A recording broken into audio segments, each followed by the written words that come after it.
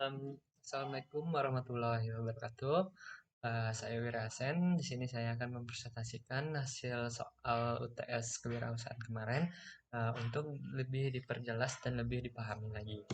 Yang pertama ada soal satu, jelaskan apa yang dimaksud dengan. Yang A ada definisi dan konsep kewirausahaan.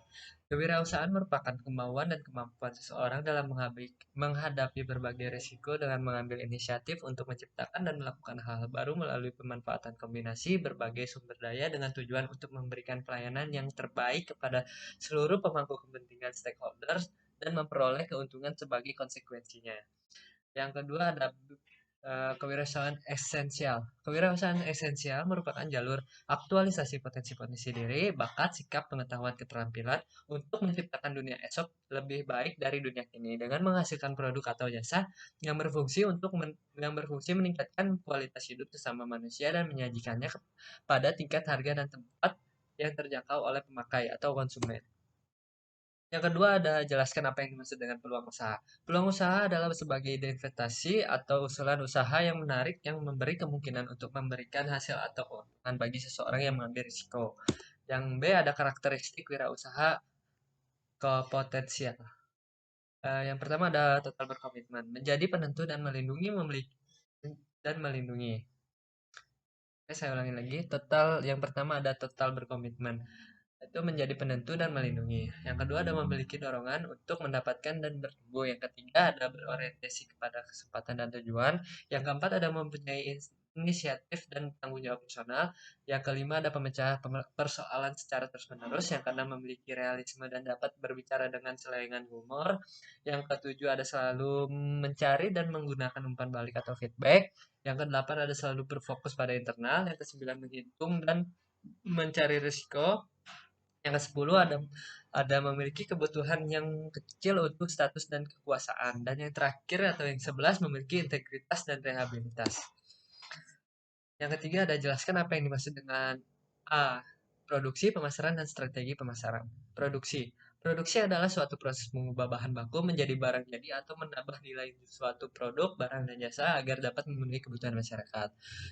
Yang pemasaran yaitu pemasaran adalah suatu proses menyeluruh, terpadu, dan terencana yang dilakukan oleh sebuah organisasi organisasi atau institusi dalam melakukan usaha agar mampu mengakomodir permintaan pasar dengan cara menciptakan produk bernilai jual, menentukan harga, mengkomunikasikan, menyampaikan, dan saling bertukar tawaran yang bernilai bagi konsumen, klien, mitra, dan masyarakat umum. Yang strategi pemasaran adalah upaya memasarkan suatu produk, baik itu barang atau jasa, dengan menggunakan pola rencana dan taktik tertentu sebagai jumlah penjualan menjadi lebih tinggi. Yang kedua ada tugas pemasaran. Tugas pemasaran yang pertama ada memperkenalkan produk. Memperkenalkan produk yang diciptakan oleh sebuah perusahaan kepada masyarakat. Mencapai target penjualan produk harus ditetapkan sejak awal. Tim marketing harus memiliki cara untuk mencapai target tersebut dengan selalu memperhatikan kebutuhan dan kegiatan pasar. Yang ketiga ada memastikan kepuasan konsumen. Kepuasan konsumen merupakan hal terpenting dan menjadi prioritas dari tim marketing. Dengan memastikan konsumen merasa puas dengan produk, maka proses pemasaran itu sendiri sudah dianggap berhasil. Yang keempat ada membuat strategi lanjutan. Ada cukup banyak strategi pemasaran yang bisa digunakan oleh tim marketing dalam memasarkan produk ke masyarakat.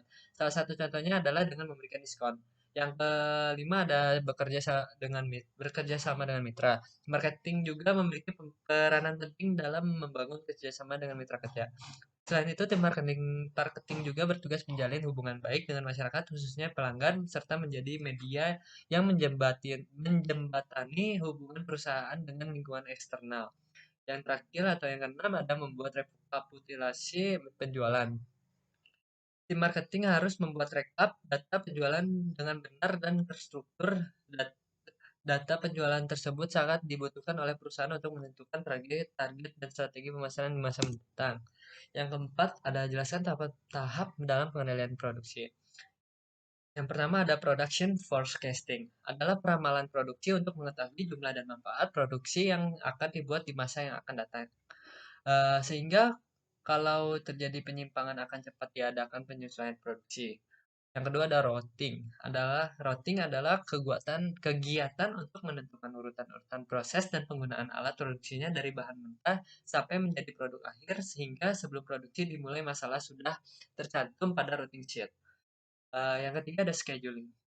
Scheduling adalah kegiatan untuk membuat jadwal proses produksi sebagai satu kesatuan dari awal proses sampai selesai proses produksi. Yang keempat ada dispatching. Dispatching adalah suatu proses untuk pemberian perintah untuk melaksanakan pekerjaan sesuai dengan routing dan scheduling yang dibuat. Yang kelima ada follow up.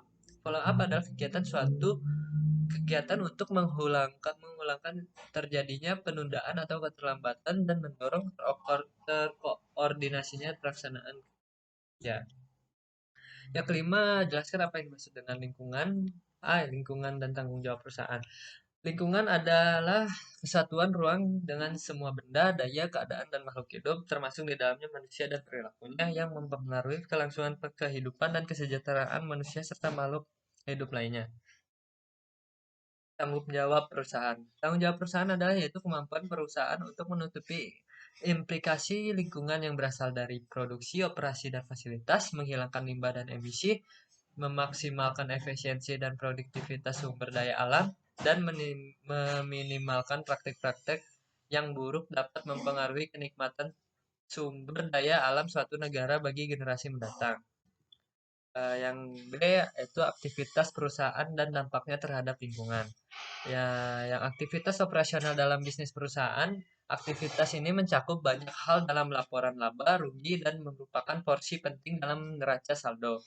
Laporan arus kas akan membalik jurnal transaksi bersifat non-kas seperti depresiasi dan amortisasi. Kemudian perubahan pada neraca saldo seperti piutang dagang dan utang dagang akan ditambahkan atau dikurangkan berdasarkan implikasinya terhadap laba bersih.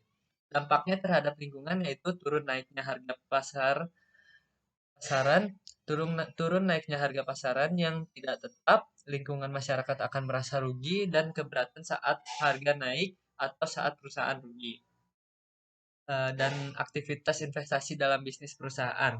Arus kas dari investasi merupakan bagian kedua dari laporan arus kas. Aktivitas ini merupakan aktivitas yang dikapitalisasi dalam jangka waktu lebih dari 1 tahun. Pembelian aset jangka panjang akan dicatat sebagai pengeluaran kas pada bagian ini. Begitu juga dengan penjualan tanah dan gedung yang dianggap sebagai sumber pemasukan kas.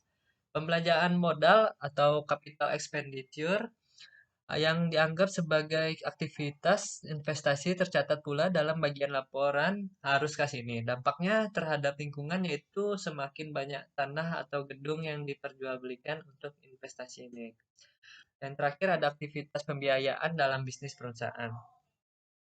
Aktivitas ini mencakup penawaran saham perdana ke publik atau IPO atau Initial Public Offerings dan berikutnya, serta pembiayaan dari pinjaman utang. Bagian ini juga akan mencatat jumlah kas yang dibayarkan kepada pemegang saham dalam wujud dividen. Pembelian kembali saham atau stock repurchase dan pembayaran bunga pinjamin. Yang dampaknya merugikan kepada lingkungan masyarakat karena ditawari saham namun ada biaya charge untuk public atau IPO Initial Public Offering. Sekian dari saya. Mohon maaf bila banyak kesalahan. Assalamualaikum warahmatullahi wabarakatuh.